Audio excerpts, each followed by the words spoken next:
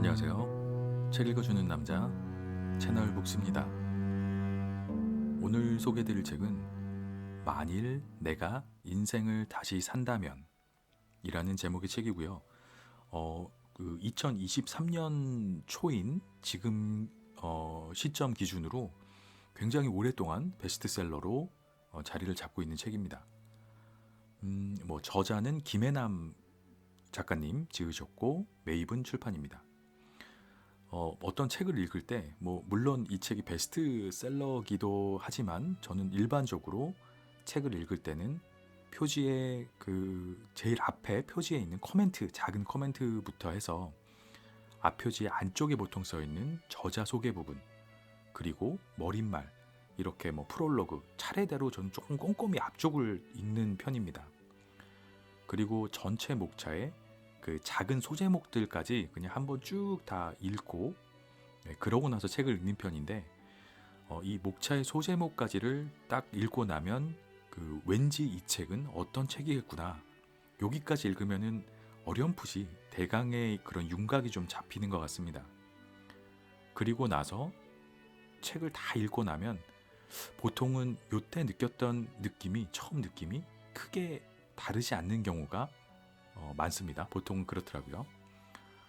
이 책 만일 내가 인생을 다시 산다면은 처음에 프롤로그 부분을 읽으면서 느낀 아주 좋은 기분이 이 책의 마지막 장을 덮을 때까지 점점 더 커지다가 다 읽고 나면 마음이 아주 훈훈해지는, 정말 첫 장부터 마지막 장까지 너무 좋은 책이다, 이런 느낌을 받은 책입니다. 제가 이제 조금 있다가 마지막에 말씀드린 프롤로그 부분을 좀 읽어드릴 텐데, 그 부분을 들으시면 이 책이 이런 책이겠구나, 이런 예상을 좀 하실 수 있지 않을까 생각이 됩니다. 이 책을 쓰신 저자분 김혜남 작가님은 정신분석 전문의 의사로 평생을 살아오신 분입니다. 막 정신없이 이제 앞만 보고 달리는 삶을 사셨겠죠, 아무래도. 그러다가 43살에 몸이 점점 굳어가는 파킨슨병 진단을 받고 지금 시점으로는 20년이 넘게 22년째 병마와 싸우고 있는 작가님이십니다. 그런데 놀라운 것은 이런 상황에 좌절하지 않고 자신의 삶을 다시 온전히 받아들였습니다. 그리고 저자의 표현을 빌자면 오지도 않는 시간을 걱정하느라 인생을 허비하는 대신에 남아있는 나머지 20%의 힘으로 인생을 꽉꽉 채우면서 지금 20년 넘게 아주 활발하게, 아주 열정적으로 살아오고 계시는 분입니다. 이렇게 22년 동안 병마와 싸우며 진료도 하시고 계속 강의도 하시고 또 2아이를 키우고 또 10권의 책을 썼습니다. 스마트폰으로 그림도 그리고, 이제 몸이 조금씩 불편해지니까 다른 일들을 찾아내신 거죠. 스마트폰으로 그림을 그려서 그걸 모아서 또 에세이집 책을 내고 또 그 그림들을 모아서 전시회도 여시고 이렇게 살아오셨습니다. 이 부분에서 나는 지금 무엇 하고 있는가, 스스로를 좀 돌아보게 하는 그런 부분이었습니다. 저자가 이 부분에 대해서 쓴 구절을 제가 좀 읽어드리면 이렇습니다. 무기력한 사람들은 아무것도 안 하면서 외부 상황이 바뀌기만을 바란다. 상황이 확 변해서 무언가를 할 수 있게 되기를 바라는 것이다. 하지만 아무도 상황을 바꿔주지 않는다. 그렇다고 내가 뭔가를 바꿀 수 있을까? 계란으로 바위를 치는 것처럼 헛수고하는 건 아닐까? 맞다. 변하는 게 없을 수도 있다. 그런데 분명한 것은 한 발짝이라도 움직이면 적어도 지금 무기력하게 서 있는 그곳은 탈출할 수 있고 가능성이 보이는 또 다른 곳에 닿게 된다는 것이다. 이렇게 이야기하고 있습니다.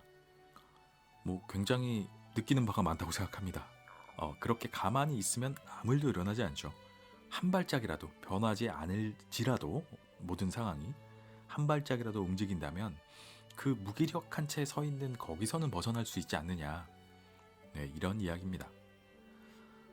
저 개인적으로는 이 책이 이제 5장, 5개의 큰 챕터로 이루어져 있는데 마지막 장인 5장, 그리고 그 5장의 제목이 이 책의 제목이기도 합니다. 만일 내가 인생을 다시 산다면, 이 5장 부분을 제일 인상적으로 읽었는데요. 정말 구구절절 모든 문장이 다 와닿는다고 느껴질 정도로 참 좋다라고 느꼈던 부분이었습니다. 이 5장의 안에 이제 여러 가지 소챕터들이 쭉 나눠져 있는데 이 소챕터의 제목만 쭉 읽어도 어떤 이야기를 하시는 거구나. 그리고 그냥 그 제목만 읽어도 메시지가 느껴질 정도로 저는 개인적으로 아주 좋았던 책입니다. 어떤 에세이라기보다 제가 받은 느낌은 마치 어떤 득도한 어떤 스승의 가르침 같은 그런 느낌을 받았습니다. 이 소제목들만 쭉 써놓고 나면 공자나 맹자님이 쓴 어떤 책의 소제목이라고 해도 믿을 수 있을 것 같다, 이런 생각이 들 정도로 아주 좋은 내용이었습니다. 그 소제목만 한번 제가 쭉 읽어봐 드리면 이렇습니다. 더 많은 실수를 저질러 볼 것이다. 나이 듦을 두려워하지 않을 것이다. 상처를 입더라도 더 많이 사랑하며 살 것이다. 나는 나의 길을 걷고 아이는 아이의 길을 걷게 할 것이다. 한 번쯤은 무엇에든 미쳐볼 것이다. 힘든 때일수록 유머를 잃지 않을 것이다. 어떤 순간에도 나는 나를 믿을 것이다. 그리고 조용히 죽음을 맞이할 것이다. 네, 지금 읽어드린 부분이 그 5장의 소제목들입니다. 만일 내가 인생을 다시 산다면 이렇게 하겠다, 이런 이야기죠. 인생을 행복하게 사는 비법은 결국 자신이 가진 것, 자신이 처한 상황에서 감사할 것을 찾는 삶이다, 이런 메시지를 이야기하시는 것 같은데, 이 부분이 사실은 제 삶의 모토와도 굉장히 잘 맞아서 굉장히 일치하는 부분이라서 제가 이렇게 더 와닿는 부분이 많지 않은가라고 생각을 했고요. 이 그 책 본문 중에 나오는 어떤 에피소드 중에 100억이 넘는 100억대 자산가인 한 70이 넘으신 70대 환자분 이야기와, 그리고 90이 된 교육자 몬테소리의 그 대조적인 비유가 나오는데, 저는 이 부분에서 삶의 행복이란 게 마음속에 있구나, 이런 거를 생각하게 하는 부분이었는데, 이런 내용입니다. 그 70세가 넘은 그 저자의 환자분은 인생에 아무런 재미를 느끼지 못하는 그런 사람이었다고 합니다. 잠도 잘 못 자고 항상 우울하고 삶이 불만스럽고 막 짜증만 나고 그런 분이었대요. 그런데 그분의 인생이 잘 안 풀린 인생이었느냐라고 하면 재산은 100억이 넘고, 그래서 여가 생활로 골프와 승마, 해외여행을 즐기고, 자식들은 모두 다 잘 컸고 집안에 아무런 문제가 없고 이런 상황이었습니다. 그럼에도 불구하고 항상 걱정이 많고 짜증이 나고 수심이 가득 찬 그런 삶을 사는 환자가 있었다라고 합니다. 모든 게 불만이었다고 하더라고요. 들어보면 건물주인데 세입자들이 맘 같지 않고 이제 이런 것들이 인생을 힘들게 한다라고 행복하지 않은 삶을 사셨던 분이었는데, 반면에 그 교육자 몬테소리의 아주 짧은 에피소드가 하나 나오는데, 몬테소리가 이런 얘기를 했다고 합니다. 90살이 됐을 때, 나는 이제 90살이고 머리끝에서 발끝까지 관절염을 앓고 있다. 그러나 시력이 좋아 아직 읽을 수 있다. 고맙게도 나는 읽을 수 있다. 오, 나의 사랑하는 책이여. 이렇게 이야기를 했다고 합니다. 어떤 이야기인지 아마 잘 아실 수 있을 거라고 생각이 됩니다. 인생의 기쁨이란 것이 어떤 물질적인 수치나 세상의 기준으로 측정될 수 없다는 것을 잘 보여주는 이야기가 아닌가 싶습니다. 행복은 각자의 마음 속에서 찾아내는 것이 아닐까, 이런 생각을 해보게 됩니다. 이 몬테소리를 인용한 부분에서도 그렇지만 중간중간에 이런저런 책의 구절들을 인용을 많이 하고 계세요, 저자분이. 근데 그 책들이 대부분 다 개인적으로도 아주 감명 깊게 읽었거나 재미있게 읽은 뭐 제 인생 책 몇 권들 중에 하나 이렇게 뽑을 만한 것들이라서 더 반갑기도 했고요. 뭐 이를테면 모리와 함께한 화요일, 데미안 뭐 이런 책들의 구절들을 많이 인용을 하고 계시고, 또 저자가 이 책에서 버킷리스트, 본인의 버킷리스트 10가지를 밝히셨는데 그 중에 하나가 세상의 모든 책 읽어보기, 이런 버킷리스트가 있습니다. 이 부분에서 또 느꼈던 게 이 행복한 삶을 위한 아주 중요한 요소 중에 하나가 책이 아닐까 하는 생각도 해봤습니다. 적어도 저한테는 조금 해당이 되는 이야기인 것 같아요. 저는 그 좀 재미를 다행히도 지금 느껴서 이렇게 책을 읽고 있는 사람이라, 세상의 모든 책 읽기, 참 개인적으로도 탐이 나고 존경스러운 목표였습니다. 이 책의 제일 마지막 부분에는 이제 어쩔 수 없이라고 생각이 되고, 또 본인이 아마 그 20년이 넘는 투병 생활을 하면서 많은 생각을 하고 많은 부분에 생각이 정리가 되셨을 거라고 생각이 돼서 죽음에 관한 이야기를 다루고 있습니다. 뭐 사실 죽음이란 게 삶의 한 부분이 아닌가 하는 생각도 들었고요.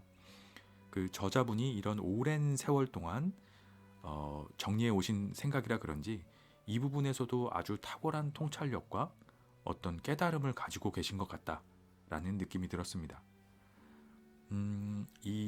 특히 제일 책의 마지막 부분 에필로그에 나오는 이 저자의 버킷리스트, 그리고 이 고대 이집트인의 이야기가 개인적으로는 참 인상적이었는데요. 뭐 결국 인생의 기쁨을 찾고 자신의 삶을 충실하고 열정적으로 행복하게 살아가는 게 우리가 이 세상에 존재하는 이유가 아닌가, 이런 생각을 하게 됩니다. 저자가 만약에 인생을 다시 산다면 이라는 어떤 전제로 시작한 이 인생을 진리와 기쁨으로 뭐 살아가는 방법을 우리는 조금 더 늦기 전에 배울 수도 있지 않을까, 이런 생각을 해보게 됩니다. 방금 말씀드린 그 고대 이집트인의 이야기가 뭔지 하면 책에서 이 부분을 좀 읽어봐 드리겠습니다. 고대 이집트인은 죽음에 대해 멋진 믿음을 가지고 있었던 거 아나? 영혼이 하늘에 가면 말이야, 신이 2가지 질문을 했다네. 대답에 따라서 천국에 갈지 말지가 정해졌다고 하지. 인생의 기쁨을 찾았는가? 자네 인생이 다른 사람을 기쁘게 했는가? 대답해보게. 네, 이런 인용구입니다. 저는 이 부분이 굉장히 좋았습니다. 인생을 살아가는 데 있어서 내 인생의 기쁨을 찾았는가? 이게 굉장히 중요한 포인트라고 생각이 됩니다. 내 인생이 다른 사람을 기쁘게 하는 것도 굉장히 좋은 일이죠. 그렇지만 그 전에 자신의 인생의 기쁨을 찾는 거, 이것 또한 훨씬 더 중요한 일이 아닐까라고 생각이 됩니다.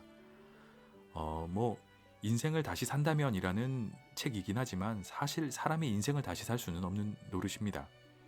저자가 만일 인생을 다시 산다면, 이 책을 통해서 하고자 하는 이야기는 다시 살 수는 없는 노릇이니까 이번 생을 포기하지 말아라 라는 이야기가 아닐까 생각해 봅니다.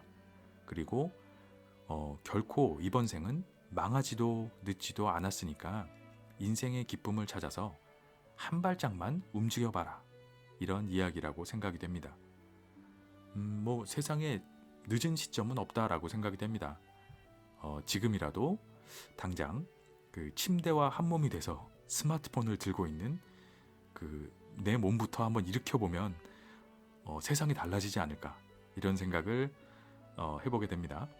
침대 밖으로의 한 발자국이 인생을 아마도 크게 바꿀 수 있을 것 같습니다. 인생의 기쁨을 찾아서 지금 당장 한번 움직여 보시면 어떨까 추천을 드립니다.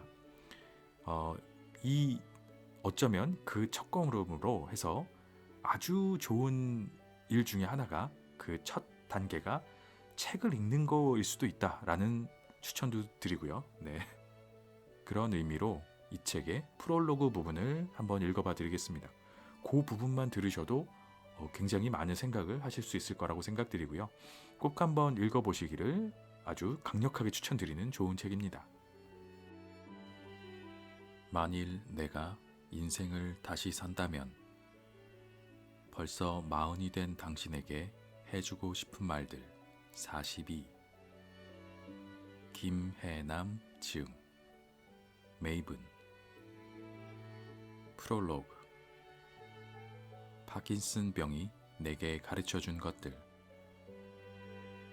일도 그렇고 사랑도 그렇고 뭐 하나 제대로 되는 게 없는 인생이라고. 그래서 무엇을 하든 겁부터 난다는 환자가 있었다. 그녀는 내게 물었다. 제가 그 일을 하는 게 맞을까요? 했다가 후회하면 어떡하죠? 만약 일이 잘못되면요. 차라리 안 하는 게 더 낫지 않을까요? 그녀의 간절한 표정을 뒤로 하고 나는 말했다. 제가 점쟁이도 아닌데 어떻게 알겠어요? 그건 알지만 그래도 조언을 해주실 수는 있잖아요. 만약 내가 그 일을 하는 게 좋을 것 같다는 조언을 한다고 해보자. 그녀가 과연 그 일에 도전할까? 나는 그렇게 생각하지 않는다. 그녀는 몇 달째 아무것도 하지 못하고 있었기 때문이다. 그럼에도 나는 안타까운 마음에 어떤 선택을 하든 잘 헤쳐나갈 테니 용기 내어 딱 한 발짝만 내디뎌 보라고 했다. 잘못된 길이라면 아예 내딛고 싶지 않은 그녀의 심정을 모르는 것은 아니다. 이미 몇 번 실패를 경험한 그녀가 많이 지쳐 있다는 것도 알고 있었다. 하지만 분명한 것은 계속 결정을 미룬 채 고민을 더 해봐야 시간만 흘러간다는 것이다. 그게 옳은 선택이든 아니든 이제는 결정을 내리고 선택한 방향으로 한 걸음 한 걸음 나아가야 한다. 가서 경험을 해봐야 자신과 맞는지 안 맞는지 알 수 있기 때문이다. 나에게도 그렇게 꼼짝도 못한 채 아무것도 할 수 없었던 시기가 있었다. 2001년 파킨슨 병이라는 진단을 받고 난 직후였다. 파킨슨 병은 손발이 떨리고 근육이 뻣뻣해지고 몸이 굳는 증상이 나타나는 신경퇴행성 질환이다. 그래서 걷는 것도 말하는 것도 심지어 글씨를 쓰고 얼굴 표정을 짓는 것도 마음대로 되지 않는다. 누군가 파킨슨 병을 묘사할 때 온몸을 밧줄로 꽁꽁 묶어 놓고는 움직여보라고 하는 것이나 마찬가지라고 했는데 그 말이 꼭 맞다. 어떨 땐 한 걸음을 움직이기 위해서 옷이 땀으로 흠뻑 젖을 만큼 고생을 하기도 한다. 보통 파킨슨 병에 걸리고 15년이 지나면 사망하거나 심각한 장애가 나타난다고 알려져 있는데 아직까지 마땅한 치료법이 없다. 그저 약으로 병의 진행을 더디게 만들 수 있을 뿐이다. 한마디로 불치병이라는 소리다. 의사다 보니 파킨슨 병에 대해 알고 있었지만 그 병이 나를 찾아올 줄은 짐작조차 못했다. 하필이면 꿈을 펼쳐보겠다며 개인 병원을 차린 지 1년이 채 안 되었을 때였다. 내가 뭘 그렇게 잘못했기에 이런 병에 걸린 걸까? 누구나 열심히 살겠지만 나도 누구 못지않게 열심히 살아왔다고 생각했었다. 고등학교 2학년 겨울방학 때 소울메이트 같았던 친언니를 교통사고로 잃고 몇 년을 방황했지만 결국 잘 버텨냈고 첫 아이를 응급실 환자를 돌보는 도중에 유산하고는 절망에 빠졌지만 잘 이겨내어 두 아이를 낳았으며 시부모님을 모시고 살면서 일하랴 아이 키우랴 힘든 일도 많았지만 포기하지 않고 꿋꿋하게 살아왔다. 그런데 내가 뭘 그렇게 잘못했단 말인가? 너무 억울했고 세상이 원망스러웠으며 내 인생은 끝났다고 절망했더랬다. 게다가 파킨슨병 환자들이 겪는 끔찍한 고통을 내가 과연 견뎌낼 수 있을까 두려웠다. 그래서 아무것도 못하고 침대에 누워 천장만 바라보았다. 그렇게 한 달이 지난 어느 날 문득 깨달았다. 절망한 채 누워 있는다고 바뀌는 건 아무것도 없는데, 게다가 다행히 병이 초기 단계라 아직 할 수 있는 일들이 많은데 내가 왜 이러고 있지? 하는 생각이 들었던 것이다. 그래서 일어났고 하루를 살았고 또 다음 날을 살았다. 그렇게 지금까지 살아왔다. 2014년 초 갑자기 상태가 악화되어 병원 문을 닫을 때까지 진료와 강의를 하며 5권의 책을 썼고 엄마로서 며느리로서 해야 할 일들을 하며 충실히 살아왔다. 무엇보다 건강관리에 힘쓴 덕에 아직 치매가 오지 않았고 사고력에도 문제가 없으며 우울증도 경미하다. 물론 몸 상태는 지속적으로 나빠지고 있지만 그 속도가 느린 편이어서 이 책도 쓸 수 있었다. 내가 파킨슨병에 걸렸다는 사실을 알면 사람들은 대부분 참 안 됐다 라는 표정을 감추지 못한다. 어쩌다 한창일 나이에 몹쓸 병에 걸려 이런 고생을 하는가 안타깝다는 얼굴이다. 그러나 나는 괜찮다. 병이 이미 내 건강의 많은 부분을 앗아갔고 앞으로 지적 능력까지 빼앗아갈지 모르지만 아직 닥치지 않은 일이니 걱정해봐야 아무 소용없다. 그래서 걱정하지 않는다. 그리고 걱정으로 시간을 낭비해버리기엔 내 인생이 너무 아깝다. 코앞에 있는 화장실에 가는데 5분 넘게 걸린 적도 있고 몸이 굳어버려 옆으로 돌아 눕는 것조차 다른 사람의 도움을 받아야 할 만큼 고통스러울 때도 있었지만 그렇다고 24시간 내내 아픈 건 아니다. 고통과 고통 사이에는 반드시 덜 아픈 시간이 있고 약을 먹어서 뜻대로 움직일 수 있는 시간도 있다. 나는 그 시간에 무엇을 할지 상상하며 고통을 견뎌낸다. 그래서 그 시간이 되면 운동을 하고 친구와 수다를 떨고 산책을 하고 그림도 그리고 딸을 위한 떡볶이도 만들면서 내 일상을 즐긴다. 아마도 내가 아프지 않았더라면 지금처럼 시간을 소중히 여기지 않았을 것이다. 얼마 전 누군가 내게 물었다. 미국으로 유학 가서 정신분석 공부를 더 하고 죽을 때까지 의사로 살고 싶다던 꿈을 병 때문에 포기하게 되어 속상하지 않느냐고. 전혀 속상하지 않다고 하면 거짓말이겠지만 그래도 괜찮다. 지난 30년간 의사로 살았으면 됐다 싶다. 그러자 그가 나에게 또 물었다. 아니, 그럼 아쉬운 건 없으세요? 후회되는 것도 없으세요? 돌이켜보면 후회되는 게 왜 없겠는가? 그렇지만 살아가는 데 있어 걱정이 별 도움이 안 되듯 후회 또한 별 도움이 안 되긴 마찬가지다. 그럼에도 한 가지 후회하는 게 있다면 인생을 너무 숙제처럼 해치우듯 살았다는 것이다.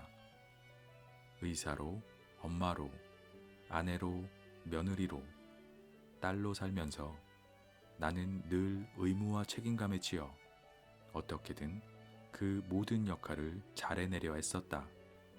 나 아니면 모든 게 잘 안 돌아갈 거라는 착각 속에 앞만 보며 달려왔고 그러다 보니 정작 누려야 할 삶의 즐거움들을 놓쳐버렸다.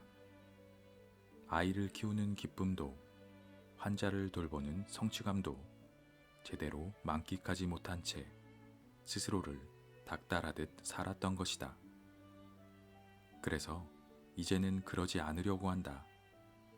무엇이든 다 잘해내려는 욕심을 내려놓고 방치해두었던 나 자신을 챙기며 살기로 결심한 것이다. 그래서 컨디션이 좋은 날은 좋은 대로, 컨디션이 좋지 않은 날엔 그런 대로, 하고 싶었지만 바쁘다는 핑계로 미뤄둔 일들을 하며 하루를 재미있게 보내려고 애쓴다. 가끔 고통이 심할 때는 지치기도 하지만 괜찮다. 아픈 나의 손을 꼭 잡아주는 사람들이 내 곁에 있기 때문이다.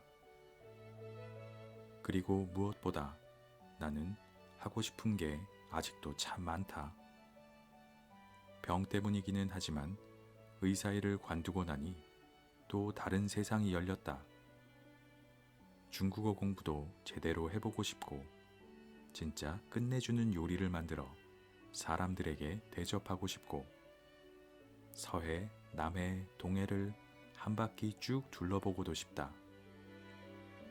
이 책에 공개한 버킷리스트는 10개밖에 안 되지만 내 마음속엔 더 많은 리스트가 있다.